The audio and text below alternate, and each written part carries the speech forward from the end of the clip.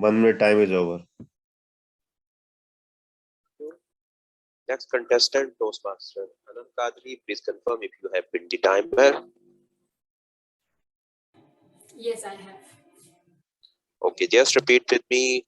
I am Toastmaster Anum Kadri. Moral is high up to sky.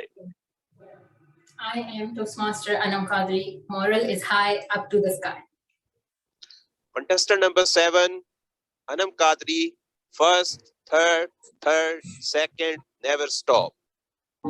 First, third, second, never stop. Anum Kadri, stage is yours. Imagine it's evening and you're heading home after a long day at work.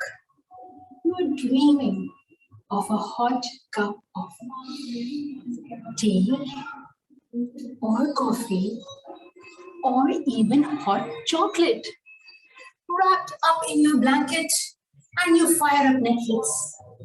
But then you're jerked awake by the realization that you are stuck behind a slow-moving car. Not an off-roader, nor a Rolls Royce, but a donkey cart, merrily creeping on the road with the rider, all of a sudden interested in everything happening around and not interested in you or your honking horn. Imagine that frustration, that exhaustion, that helplessness, no matter how much you want to honk the horns. But while donkeys sound like horns, they don't understand horns. Fellow Toastmasters and guests, I have been this donkey once. Oh, no. I mean, I had a vehicle similar to a donkey cart, riding which felt so much like a donkey. It was our old Suzuki FX, a vehicle that the Pakistani masses used for commute back in the 80s. It was a magic carpet, a UFO, hovering and lurking around in the streets of Karachi with the speed of light, provided that light was traveling through the black hole.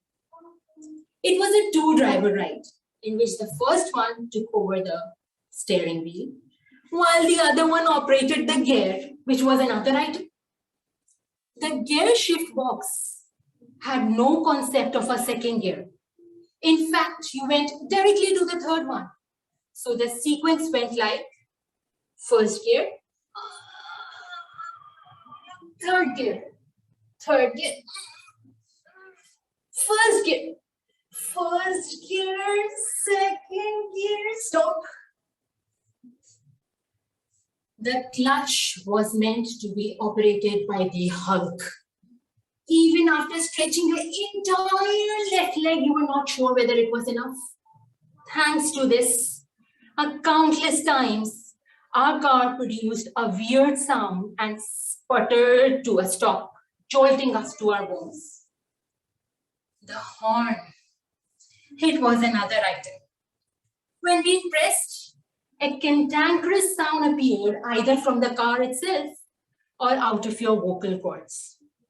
There were times when going out for shopping, while I juggled between the clutch, the gear, the horn, my mother-in-law sitting beside me would pop her head out and scream, "Run for your lives, run!" Imagine the man or woman crossing the road at that time when gave one shot to that oncoming automotive Medusa, stood there petrified. Guess how did we escape from murdering those pedestrians? Simple. First, second, third, second, stop. After my marriage, this car proved to be my unplanned in-law to which I had to get accustomed to. Every morning before setting out for university, it was shiningly polished with the hope that it would carry me to my destination safe and sound. While turning around the corner, special care was taken that there was no car in sight. What if Her Royal Majesty took offense to that and refused to budge? Hydration is very important. And for this reason, we made sure not to leave the house without a gallon of water, a few drops for our soon-to-be sore throats, and the rest of it for our little dairy not. I know you must all be wondering that what made us stick to it for so long? The first being the same reason as to why do we stick to our spouses. The lack of alternative. The second one being that it was the safest ride one could take in a crime-infested city, since nobody would cast a second glance to the person sitting inside, no matter whatever they are carrying. Finally, in 2009, we got rid of it. Oops. Sadly, we had to leave her and say goodbye, for she found a new home in our family friend. When the time came for the money exchange, we were silenced into shame by our conscience. Yet it remains in our heart. Even today, when we think about it, we mind doing those acts that we did in order to make it run. The shouting, the clutch, the horn, the first third second, stop. Guess what? We loved it because it took me to my university from where I graduated. It took my mother-in-law to her shopping. It led my sister-in-law to her MBA. It was no ordinary car.